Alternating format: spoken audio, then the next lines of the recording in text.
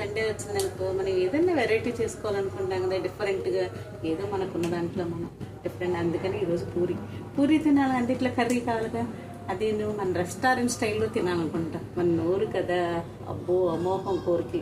అందుకని ఈరోజు curry prepare చేస్తున్నాను. తాలింపులు ఉల్లిపాయ, బంగాళదుంప, పచ్చిమిరకాయ వేసేసుకున్నాం.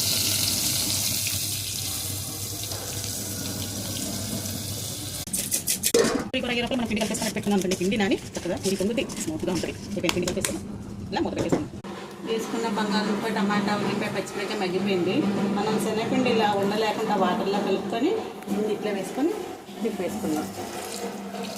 కూరంటే నాకు ఇష్టం, కూరంటే ఇంకా ఇష్టం. వేడి పూరి కర్రీ రెడీ, మీకు కూడాను.